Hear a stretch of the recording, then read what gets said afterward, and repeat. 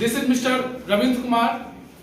Today I have got an opportunity to talk about essential of lesson plan in social science. सबसे पहले हम लोग जानेंगे lesson plan होता क्या है, ठीक है? आप क्या बोल रहे हैं?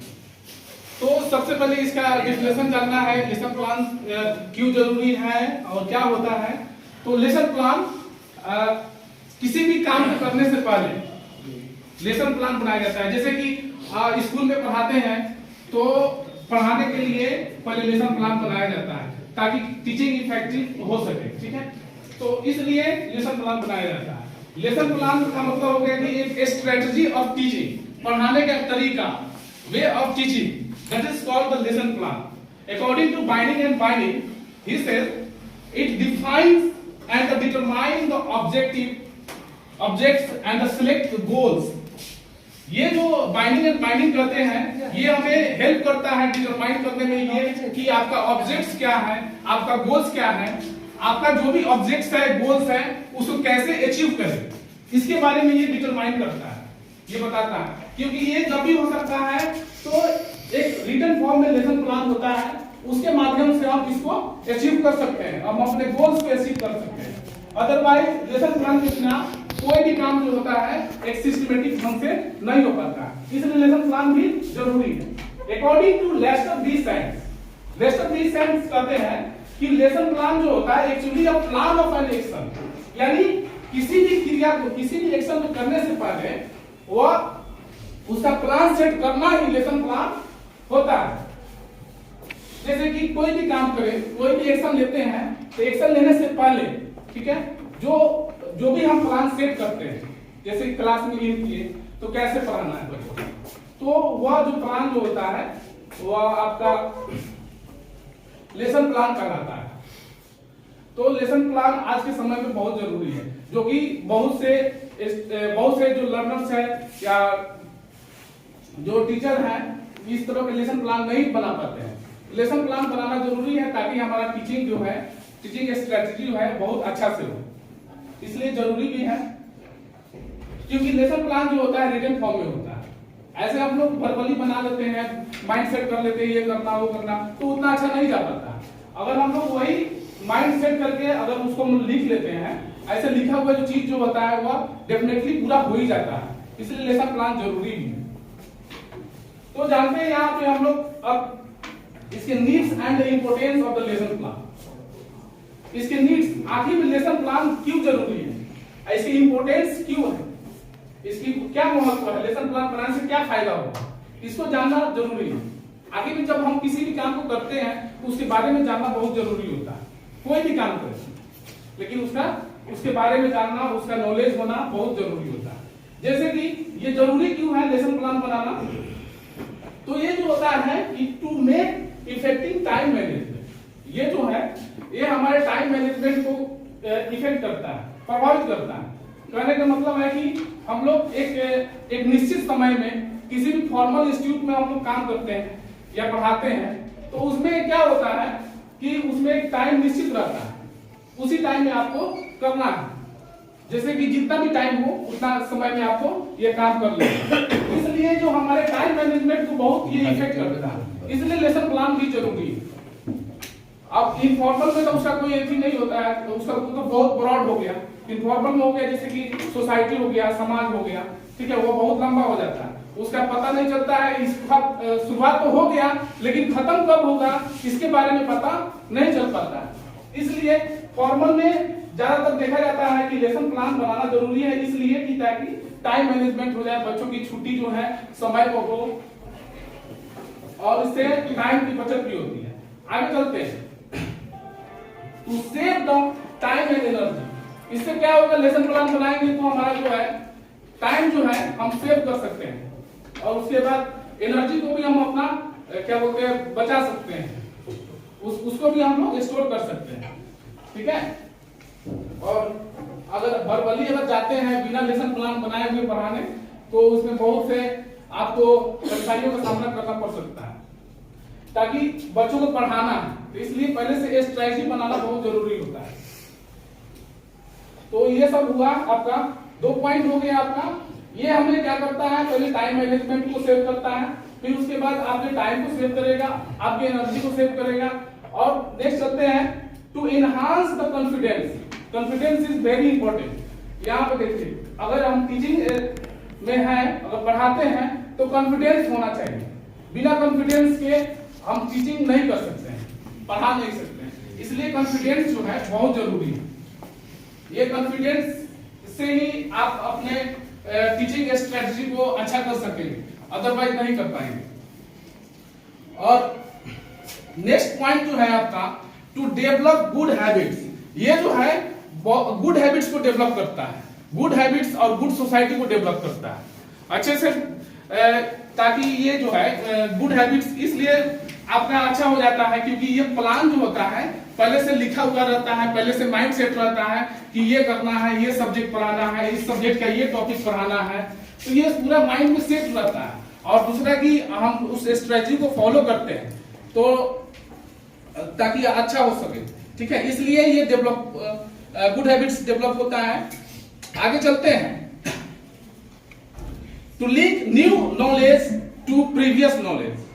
ये क्या करता है, लेसन प्लान जो होता है प्रीवियस नॉलेज में न्यू नॉलेज को ऐड कर देता है। प्रीवियस नॉलेज में न्यू नॉलेज को ऐड करने का भी काम करता है, क्योंकि टीचर जो होता है लेसन प्लान जब बनाता है तो बच्चों से ये इवैल्यूएशन मतलब करता है, बच्चों से एग्जाम लेकर या कोई भी वीकली टेस्ट, फॉर्मेटिव टेस्ट होता है, फिर उसके बाद क्या बोलते हैं समेटिव टेस्ट होता है। तो वह दोनों जो टेस्ट का जो इवैल्यूएशन करता है तो उससे जो उसका प्रीवियस नॉलेज के बारे में पता चलता है, उस प्रीवियस नॉलेज में ये न्यू नॉलेज को ऐड कर देता है। टीचर का ये काम भी होता है कि उसके पहले प्रीवियस नॉलेज के बारे में जाने, तब उसके बाद उसको अच्छे से उसके और सभी नॉलेज को क्या करते हैं, उसको कनेक्ट करते हैं। तो ये सब हो गया आपका, और भी कुछ पॉइंट्स दिए हुए हैं। और इसमें जो है आपको जो to stop unnecessary repetition of the contents, और अननेसेसरी वर्क जितने भी होते हैं उसको ये रोक लगाता है, स्टॉप करता है। जैसे कि माइंड का इधर उधर होना, पढ़ाते समय कभी कभी माइंड जो होता है दूसरी जगह चला जाता है। तो ये जो है लेसन प्लान हमें ये हेल्प करता है कि अननेसेसरी वर्क में हमारा ध्यान नहीं जा पाता, नेसेसरी चीजों में हमारा ध्यान जाता है। क्या पढ़ाना है, क्या पहले से वो माइंड सेट रहता है, इसलिए हमको लेसन प्लान जरूरी है। और ये जो है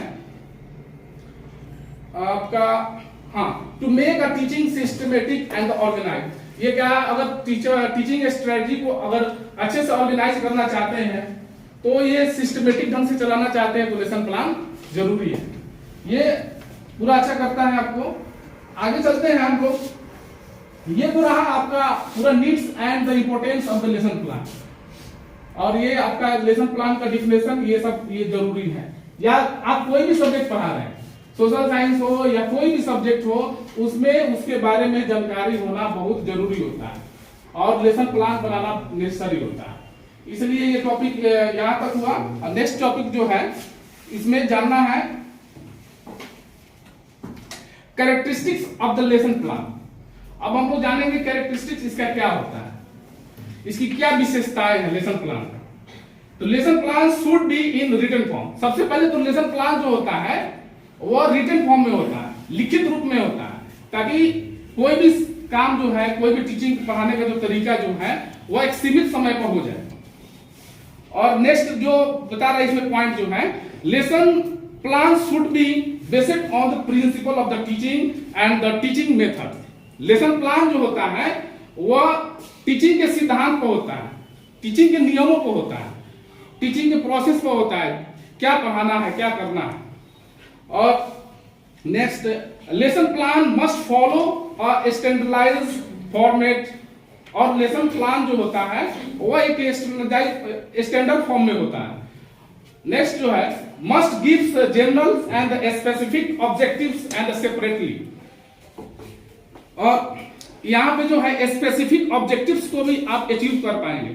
इसका कैरेक्टरिस्टिक ये है कि आप स्पेसिफिक जो क्या एक बहुत ही अच्छा, जैसे स्पेशलिस्ट उसे बोला जाता है। जैसे कोई आप पीएचडी हैं तो समझ लीजिए आप स्पेशलिस्ट हैं, तो उसमें गहन नॉलेज होना, डीप नॉलेज होना, तो इसके तरफ भी रुझान करता है आपका लेसन प्लान, इसमें भी आपको हेल्प करता है। नेक्स्ट जो है description of the audio visuals aids should be in lesson plan. और ये जो है ऑडियो विजुअल जो एड्स होते हैं, टीचिंग मटेरियल्स जो होते हैं, जैसे कि कोई बच्चा होता है देख कर पढ़ लेता है, कोई बच्चा है कि सुन कर पढ़ लेता है, तो ऑडियो विजुअल जो है वो हमें हेल्प करता है टीचिंग में। Importance example should be included in good lesson plan. और गुड लेसन प्लान में जो होता है बहुत सी इंपोर्टेंट चीजों को हम लोग इंक्लूड कर सकते हैं, बहुत सी चीजों को हम लोग इंक्लूड करके उसमें हम इंप्रूवमेंट ला सकते हैं, ये इसका कैरेक्टरिस्टिक्स है। और नेक्स्ट जो है subject, time, class period and the average age of the student should be mention in lesson plan. यहाँ पे जो है कि सब्जेक्ट जो होता है डिटरमाइन हो जाता है, टाइम भी जो है वह निश्चित हो जाता है कि हाँ इतना टाइम तक पढ़ाना है, क्लास पीरियड कैसे चलाना है वो भी हम क्लियर कर पाते हैं and average age of the student, और स्टूडेंट्स का एवरेज क्या है, तो सब लेसन प्लान में हम सभी चीजों को मेंशन करके और स्टूडेंट्स के मेंटलिटी को डेवलप कर सकते हैं, उसके और से भी एक्टिविटी को हम लोग डेवलप कर सकते हैं। And summary of the lesson should also be given in lesson plan. और लेसन प्लान जो है, लेसन प्लान में जो होना चाहिए समरी भी होना चाहिए। तो ये आपका कैरेक्टरिस्टिक्स हो गया।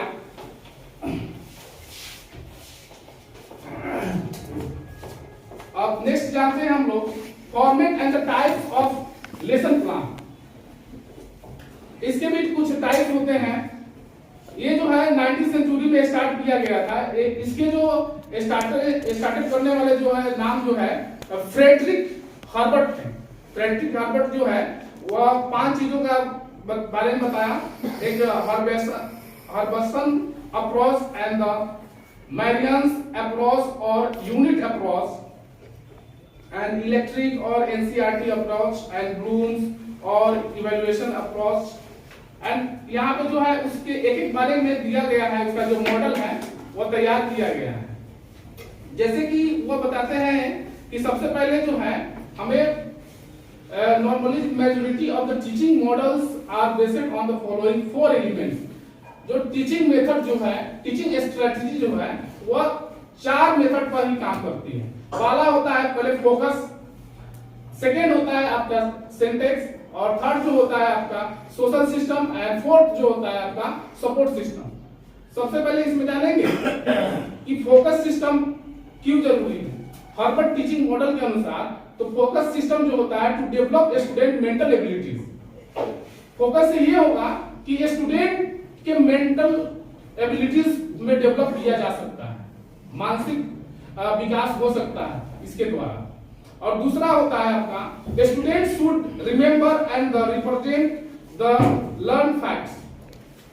और इसके माध्यम से रिमेंबर किया जा सकता है और उसके बारे में रिप्रेजेंट भी अच्छी तरह से किया जा सकता है, इसके बारे में बच्चा सीख सकता है। और उसके बाद इसी में फोकस के बारे में ये तो 2 पॉइंट हो गया कि एक तो हो गया कि मेंटल एबिलिटीज को ये बताएगा आपको, और दूसरा जो हो गया कि ये हमें स्टूडेंट्स शुड रिमेंबर, स्टूडेंट को याद हो सकेगा and represent the learn facts, और लर्न फैक्ट्स के बारे में, उसके कमियों के बारे में, उसके जो भी क्वालिटी है उसके बारे में पता लगाया जा सकता है। नेक्स्ट चलते हैं, इसमें जो 4 एलिमेंट्स बताए हैं जिसमें से फोकस में ये 2 पॉइंट आपके आ गए। और दूसरा जो एलिमेंट्स है आपका सिंटेक्स। सिंटेक्स में 5 स्टेप दिए गए हैं टीचिंग स्ट्रेटजी के। तो सिंटेक्स में क्या है, पहला जो है प्रिपरेशन रहना चाहिए, स्टेटमेंट ऑफ एम, और क्या एम है उसके बारे में पता रहना चाहिए, प्रिपरेशन भी होना चाहिए पहले। और उसके बाद प्रेजेंटेशन, कैसा प्रेजेंटेशन है, presentation is the main process. Presentation अच्छा होना चाहिए, किसी भी अगर प्लानिंग आप कोई भी प्लान करते हैं उसका प्रेजेंटेशन बहुत अच्छा होना चाहिए। और कंपैरिजन, और चौथा जो है इसमें जनरलाइजेशन एंड एप्लीकेशन। ये जो 4 पॉइंट जो बताया गया है आपका, ये सॉरी 5 पॉइंट जो बताया गया है सिंटेक्स के लिए बताया गया है। इसमें जो प्रिपरेशन का मतलब ये हुआ कि previous knowledge, teacher test previous knowledge of the student related to the topic by asking few question. Teacher जो है प्रीवियस नॉलेज के आधार पर स्टूडेंट से क्या करता है, एक टेस्ट लेता है, एक क्वेश्चन पूछता है, what you know about social science, social science के बारे में तुम क्या जानते हो, आखिर में सोशल साइंस होता क्या है, कुछ उसके प्रीवियस नॉलेज के बारे में बच्चा टीचर जो है पता लगाएगा। तो उसके बाद उसको if the teacher wants to teach the Herbart model of the teaching to the students, then first teacher will try to know what students know about memory level of teaching। और देखिए यहाँ पे इससे पता चल जाएगा कि स्टूडेंट्स को क्या नॉलेज है, और first teacher will try to know, मतलब पहला जो टीचर हुआ होगा कि उसके प्रीवियस नॉलेज के बारे में पता लगाएगा, उसको कनेक्ट करेगा, ठीक है, और उसको न्यू नॉलेज को ऐड करके वो करेक्ट। और उसके बाद नेक्स्ट जो है स्टेटमेंट्स ऑफ द एम, इसमें जो है एक लक्ष्य का एक स्टेटमेंट होना चाहिए। Teacher clarify tell the students about the topic, और ये टॉपिक को क्या करता है उसके बाद बताता है, and which he is going to teach, और क्या पढ़ाने जा रहा है उसके बारे में बताएगा। Write down topic on the black board, black board पे जैसे कि हम लिखे हुए हैं उस तरह से लिखा जाएगा कि हाँ आपको ये टॉपिक हुआ, इस टॉपिक पे ये टॉपिक आपको पढ़ना है, इस पॉइंट को आपको पढ़ लेना। तो इस तरह से क्लियरफाई किया जाता है टीचर के द्वारा, ताकि बच्चे उसको अच्छे तरह से उसको समझ सके, पढ़ सके। जैसे एग्जांपल, जैसे teacher will say that today he is going to teach Herbart model of the teaching, यानी टीचर जो है आज क्या पढ़ाएंगे उसको, जो बोर्ड पर वो जो टॉपिक लिखा हुआ है उसको डिस्क्राइब करेंगे, बताएंगे उसको। अब नेक्स्ट जो पॉइंट है इसमें प्रेजेंटेशन, टीचिंग प्रोसेस को ये इफेक्ट करता है प्रेजेंटेशन, बहुत ज्यादा मोर इफेक्टेबल ये वर्ड है प्रेजेंटेशन। टीचर के लिए प्रेजेंटेशन जो है बहुत अच्छे से होना चाहिए। This is the main step of the model, यानी यहाँ पे देखिए मेन स्टेप है presentation. Teacher teach topic with the help of teaching ads, और टीचर जो है टीचिंग मटेरियल्स जो जैसे कि उसके हेल्प की सहायता से, जैसे बुक्स हो गया, टीचिंग मटेरियल्स में आपका बुक्स हो गया, बोर्ड्स हो गया, और भी बहुत सी चीजों, ऑडियो विजुअल जो भी चीजों को हम लोग देखते हैं, उसके माध्यम से जब टीचर जब स्टूडेंट को पढ़ाते हैं तो उसको बहुत अच्छी तरह से उसको समझ पाते हैं। टीचिंग मटेरियल के बिना बच्चे जो है आजकल नहीं पढ़ पाएंगे, इसलिए टीचिंग मटेरियल होना बहुत जरूरी है। और जितने भी सोर्सेस हैं टीचिंग के होना जरूरी है, ताकि वो बच्चे अच्छे से समझ सके। उसमें प्रेजेंटेशन में ये शो किया जा सकेगा, और उसी को टीचिंग एड्स कहते हैं हम लोग, जैसे कि विजुअल हो गया, ऑडियो हो गया। विजुअल जैसे कि दिखाया गया, और ऑडियो जैसे सुना गया, वो सब चीज होना जरूरी है। And maximum participation of the students make the teaching process effective.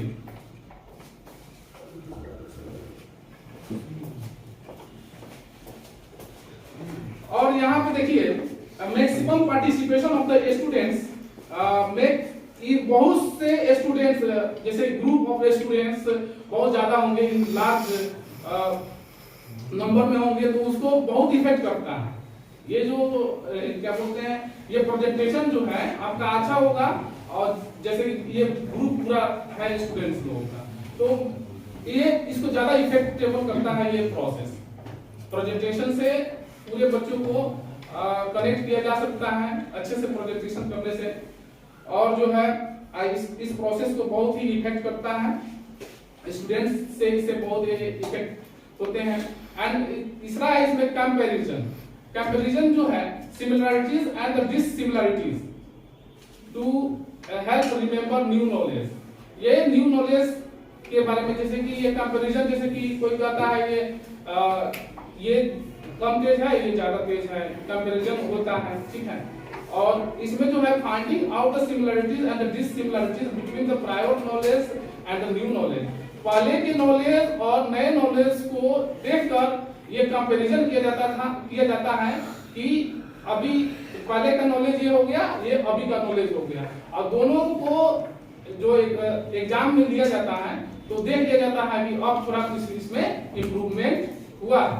Students में यही ना होता है कि पहले के नॉलेज को देखकर तब उसके हम आगे वाले नॉलेज को जैसे पढ़ाए हुए रहते हैं उसको ऐड करके देखते हैं कि हाँ कुछ इम्प्रूवमेंट हुआ है कि नहीं। इसको हम लोग एग्जाम के माध्यम से देख पाते हैं। जैसे कि एग्जाम जो होता है एक फॉर्मेटिव एग्जाम होता है, एक समेटिव एग्जाम होता है। फॉर्मेटिव एग्जाम में आप जैसे कि आप मंथ बेस पर ले सकते हैं, और समेटिव एग्जाम जो होता है कि ईयरली बेस पर होता है। आप उसको जैसे उसमें ज्यादा टाइम लगता है समेटिव में। तो ये आपका हो गया। उसके अकॉर्डिंग जो है बच्चों का जो पहले का नॉलेज, प्रायर नॉलेज जो होता है और न्यू नॉलेज जो होता है, दोनों में डिफरेंस देखा जाता है और उसके अनुसार उसमें कुछ इंप्रूवमेंट लाया जाता है। This step help students to remember new knowledge. और ये स्टेप जो होता है नए नॉलेज को याद करने में हेल्प करता है। पहले के नॉलेज से हम लोग नए नॉलेज को हम लोग क्या कर सकते हैं, याद कर सकते हैं। जैसे कि पहले का नॉलेज जो है, पहले का नॉलेज जो है और उसके अकॉर्डिंग आप जो है न्यू नॉलेज को क्या कर सकते हैं, रिमेंबर कर सकते हैं। जैसे कि अब यहाँ पे प्राइमरी क्लास में जो है बच्चों को पढ़ाया जाता है कि सोशल साइंस में सभी चीज मिले हुए रहते हैं। इसमें जैसे कि इसमें 4 कंटेंट्स होते हैं, तो 4 कंटेंट्स के सभी चीज दिए रहते हैं प्राइमरी लेवल में। आपका ज्योग्राफी होगा, आपका हिस्ट्री होगा, आपका इकोनॉमिक्स होगा और पॉलिटिक्स साइंस होगा, ठीक है, या उसको सिविक्स बोलते हैं, ठीक है। तो ये सभी जो नॉलेज जो है एक ही बुक में मिल जाता है प्राइमरी क्लास के लेवल के स्टूडेंट में। उसके बुक में अगर देखेंगे तो ये सभी नॉलेज सभी दिए रहते हैं। तो उस नॉलेज को जो है अगर वही जो है अगर आगे क्लास में जाते हैं, 6 क्लास में जाते हैं, तो वह जो बुक जो है वह डिवाइडेड हो जाता है। वह जो सब्जेक्ट जो है डिवाइडेड हो जाता है, 3 पार्ट में डिवाइडेड हो जाता है। जैसे कि आपका ज्योग्राफी हो जाएगा, फिर आपका हिस्ट्री हो जाएगा और आपको पॉलिटिकल साइंस हो जाएगा। फिर उसके बाद और हाई लेवल में जाएंगे और जैसे 9th 10th में जाएंगे तो वह 4 जो बुक में हो जाता है, अलग अलग करके पढ़ना पड़ता है। तो ये सभी नॉलेज जो है, सभी नॉलेज को आपको रिमेंबर करने के लिए, सभी चीजों को रिमेंबर करने के लिए, कंटेंट्स को रिमेंबर करने के लिए आपका प्रीवियस नॉलेज होना बहुत जरूरी होता है। विदाउट प्रीवियस नॉलेज के आप मतलब जो है आगे की पढ़ाई नहीं कर सकते हैं, आगे की चीजों को नहीं समझ सकते हैं। एक कंटिन्यूअस प्रोसेस है, एक आप इसको कंटिन्यू, इसको कंसिस्टेंसी होना चाहिए, एक प्रोसेस होना चाहिए, तभी आप उसको बहुत अच्छे से रिमेंबर कर सकते हैं। ये आपका कंपैरिजन हो गया। जनरलाइजेशन जो है आउटपुट ऑफ स्टूडेंट्स, और उसके बाद ये सभी नॉलेज बच्चे ले लिए, तो उसके बाद जनरलाइजेशन के माध्यम से बच्चे के आउटपुट के बारे में हम लोग जान सकेंगे, ठीक है। उसका उसे क्या रिजल्ट निकला, क्या उसका इम्पैक्ट पड़ा, जो भी पढ़ाया गया, पूरा जो एग्जाम लिया गया उसका क्या इम्पैक्ट हुआ, क्या असर हुआ, उसके बारे में पढ़ना बताना है, उसके बारे में जानकारी हो जाएगा। Students draw the conclusion by the thinking about the lesson taught, and on the basis of the conclusion they form some principles। और उसके बाद कुछ प्रिंसिपल सिद्धांत होते हैं, उसके बारे में स्टूडेंट्स के कंक्लूजन और उसके बाद क्या निकलता है, क्या निष्कर्ष निकलता है, ये जो है उससे जनरलाइजेशन किया जा सकता है। एंड लास्ट यहाँ पे जो है application of the learn knowledge to solve real life problems. और यहाँ पे जो है एप्लीकेशन जो है, जो नॉलेज को सीखने का जो है ना, वह एक रियल लाइफ प्रॉब्लम जो होता है सॉल्व हो जाता है।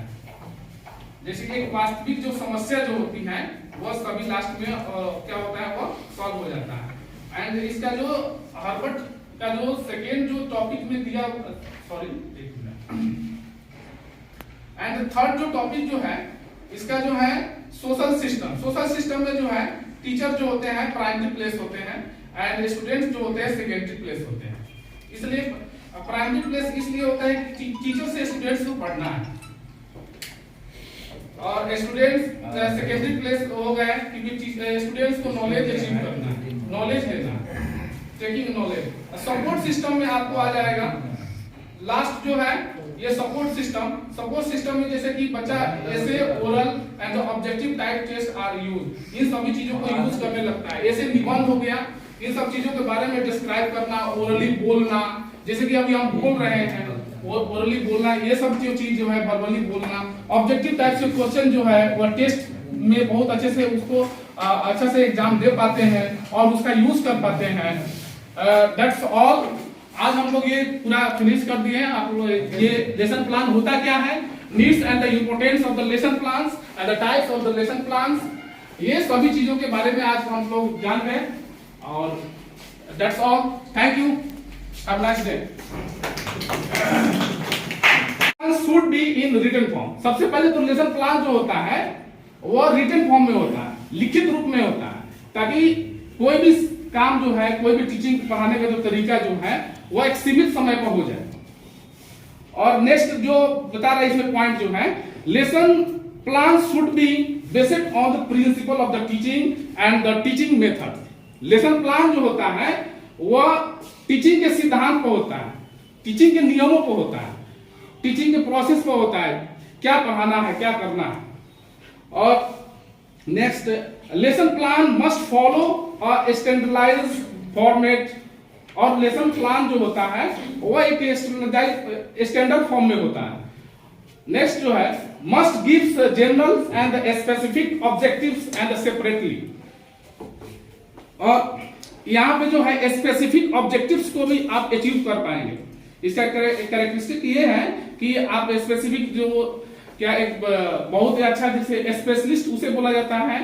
जैसे कोई आप पीएचडी हैं तो समझ लीजिए आप स्पेशलिस्ट हैं, तो उसमें गहन नॉलेज होना, डीप नॉलेज होना, तो इसके तरफ भी रुझान करता है आपका लेसन प्लान, इसमें भी आपको हेल्प करता है। नेक्स्ट जो है, description of the audio visuals aids should be in lesson plan. और ये जो है ऑडियो विजुअल जो एड्स होते हैं, टीचिंग मटेरियल्स जो होते हैं, जैसे कि कोई बच्चा होता है देख कर पढ़ लेता है, कोई बच्चा है कि सुन कर पढ़ लेता है, तो ऑडियो विजुअल जो है वो हमें हेल्प करता है टीचिंग में। Importance example should be included in good lesson plan. और गुड लेसन प्लान में जो होता है बहुत सी इंपोर्टेंट चीजों को हम लोग इंक्लूड कर सकते हैं, बहुत सी चीजों को हम लोग इंक्लूड करके उसमें हम इंप्रूवमेंट ला सकते हैं, ये इसका कैरेक्टरिस्टिक्स है। और नेक्स्ट जो है, subject, time, class period and the average age of the student should be mention in lesson plan.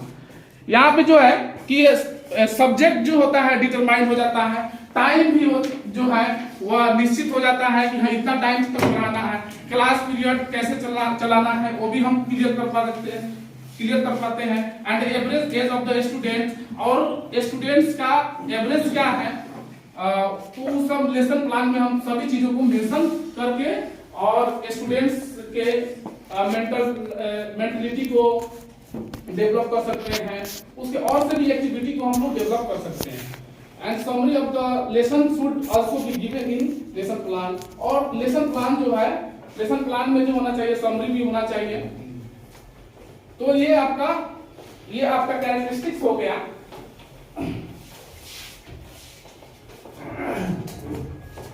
अब नेक्स्ट जानते हैं हम लोग format and the types of lesson plan. इसके भी कुछ टाइप होते हैं। ये जो है 19वीं सेंचुरी में स्टार्ट किया गया था। इसके जो स्टार्टेड करने वाले जो है नाम जो है फ्रेडरिक हर्बर्ट थे। फ्रेडरिक हर्बर्ट जो है वह 5 चीजों का बारे में बताया। एक हर्बसन अप्रोच एंड द मैरियंस अप्रोच और यूनिट अप्रोच एंड इलेक्ट्रिक और एनसीईआरटी अप्रोच एंड ब्लूम्स और इवैल्यूएशन अप्रोच। एंड यहाँ पे जो है उसके एक बारे में दिया गया है, उसका जो मॉडल है वो तैयार किया गया है। जैसे कि वो बताते हैं कि सबसे पहले जो है हमें normally majority of the teaching models are based on the following 4 elements. जो टीचिंग मेथड जो है, टीचिंग स्ट्रेटजी जो है वो 4 मेथड पर ही काम करती है। पहला होता है पहले फोकस, सेकेंड होता है आपका सिंटेक्स, और थर्ड जो होता है आपका सोशल सिस्टम, एंड फोर्थ जो होता है आपका सपोर्ट सिस्टम। सबसे पहले इसमें जानेंगे कि फोकस सिस्टम क्यों जरूरी है। हार्वर्ड टीचिंग मॉडल के अनुसार तो फोकस सिस्टम जो होता है to develop student mental abilities, focus से ये होगा कि स्टूडेंट के मेंटल एबिलिटीज में डेवलप किया जा सकता है, मानसिक विकास हो सकता है इसके द्वारा।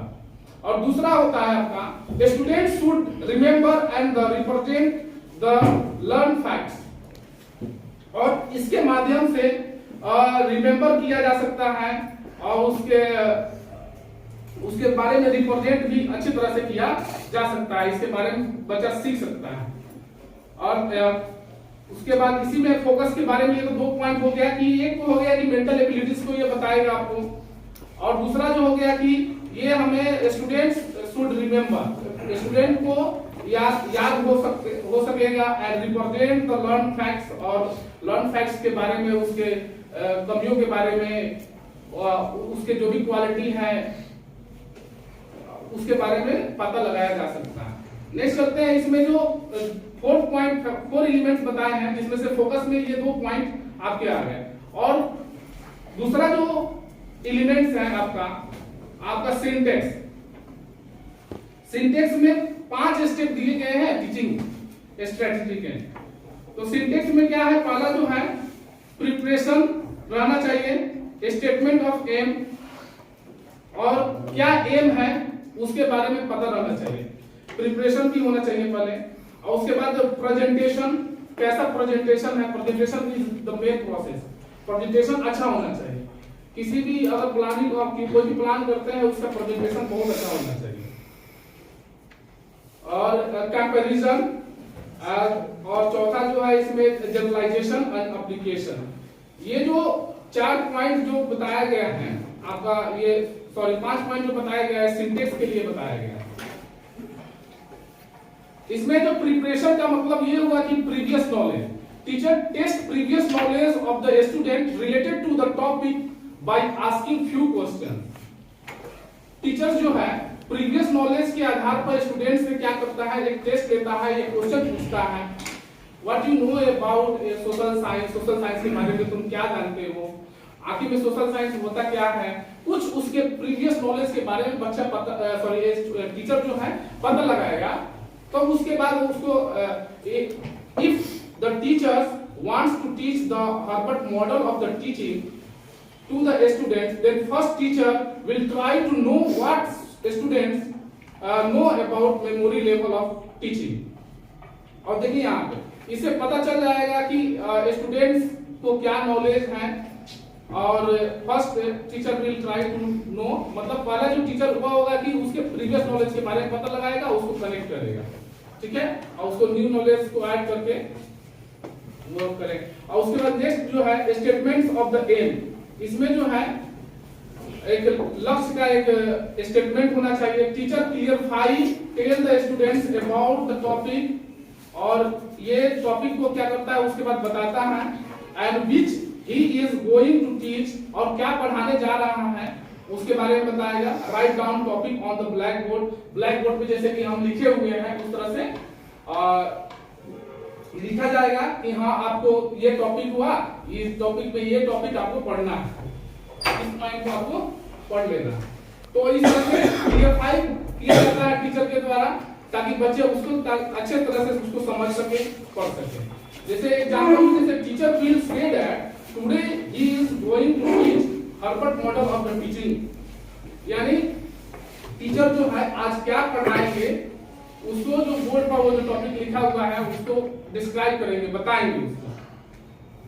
अब नेक्स्ट जो पॉइंट है इसमें प्रेजेंटेशन, टीचिंग प्रोसेस को ये इफेक्ट करता है प्रेजेंटेशन, बहुत ही ज्यादा मोर इफेक्टेबल ये वर्ड है प्रेजेंटेशन। बट टीचर के लिए प्रेजेंटेशन जो है बहुत अच्छे से होना चाहिए। This is the main step of the model, यानी यहाँ पे देखिए मेन स्टेप है presentation. Teacher teach topic with the help of teaching ads, और टीचर जो है टीचिंग मटेरियल्स जो जैसे कि उसके हेल्प की सहायता से, जैसे बुक्स हो गया, टीचिंग मटेरियल्स में आपका बुक्स हो गया, बोर्ड्स हो गया, और भी बहुत सी चीजों, ऑडियो विजुअल जो भी चीजों को हम लोग देखते हैं, उसके माध्यम से जब टीचर जब स्टूडेंट को पढ़ाते हैं उसको बहुत अच्छी तरह से उसको समझ पाते हैं।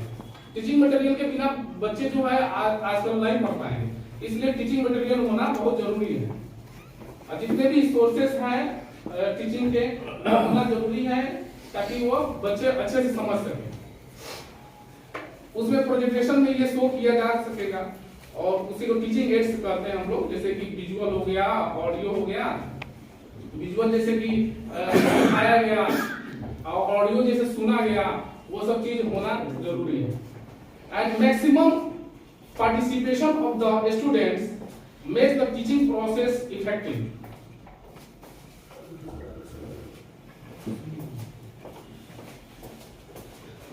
और यहाँ पे देखिए maximum participation of the students make, बहुत से स्टूडेंट्स जैसे ग्रुप ऑफ स्टूडेंट्स बहुत ज्यादा होंगे, लार्ज नंबर में होंगे, तो उसको बहुत इफेक्ट करता है।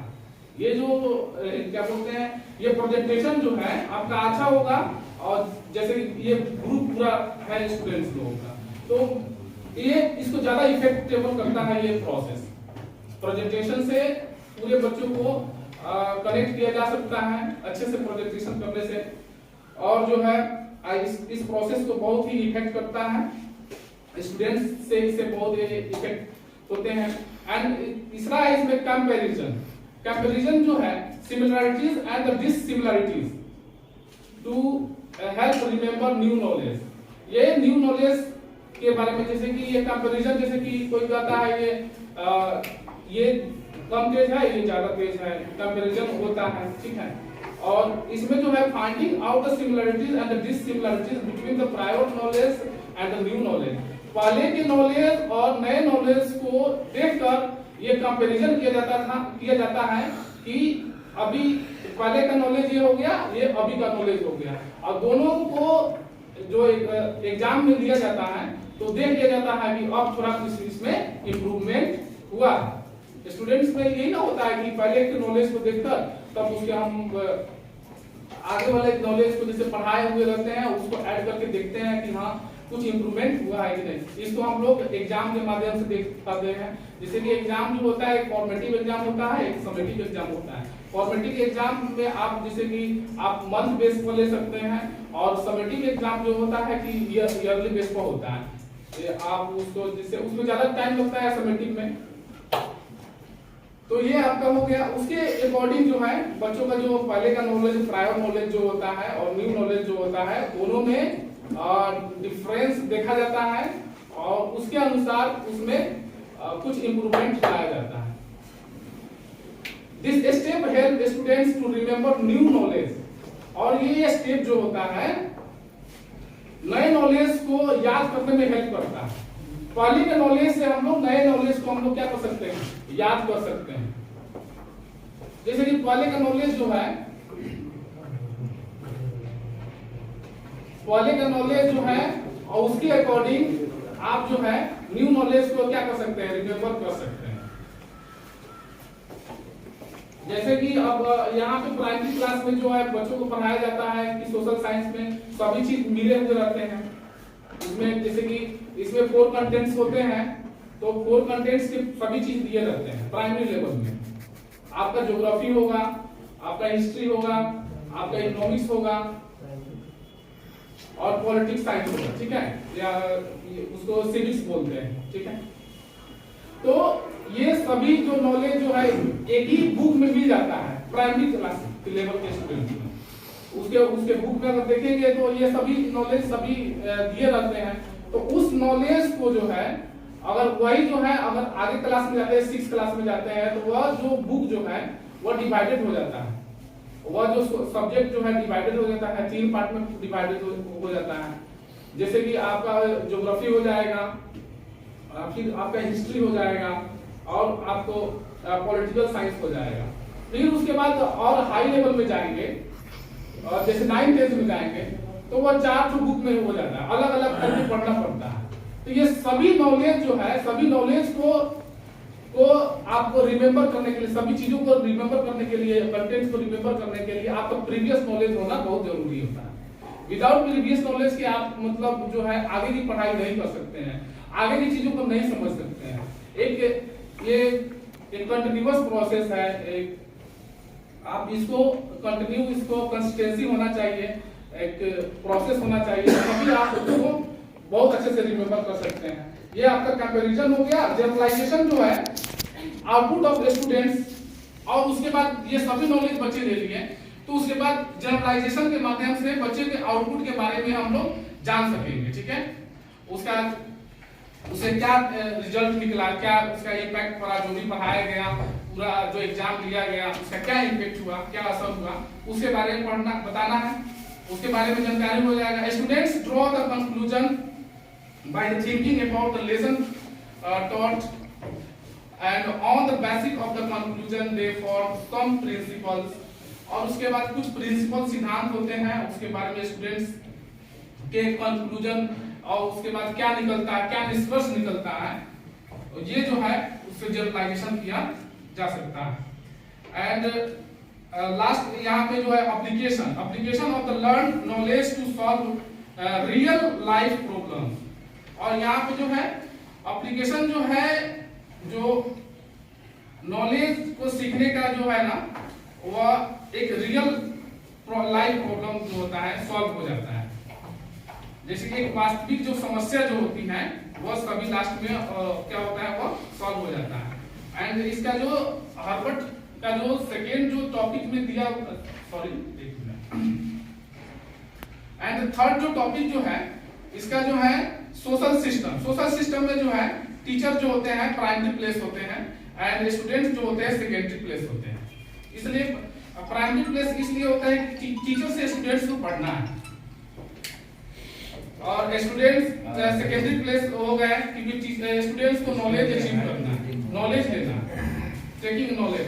सपोर्ट सिस्टम में आपको आ जाएगा लास्ट जो है ये सपोर्ट सिस्टम में जैसे कि बच्चा ऐसे oral and objective type test are use, इन सभी चीजों को यूज करने लगता है। ऐसे निबंध हो गया, इन सब चीजों के बारे में डिस्क्राइब करना, ओरली बोलना, जैसे कि अभी हम बोल रहे हैं ओरली बोलना, ये सब जो चीज जो है वर्बली बोलना। ऑब्जेक्टिव टाइप से क्वेश्चन जो है वह टेस्ट में बहुत अच्छे से उसको अच्छा से एग्जाम दे पाते हैं और उसका यूज कर पाते हैं। That's all. आज हम लोग ये पूरा फिनिश कर दिए हैं। आप लोग ये लेसन प्लान होता क्या है, needs and the importance of the lesson plans and the types of the lesson plans, ये सभी चीजों के बारे में आज हम लोग जान गए। और that's all, thank you, have a nice day.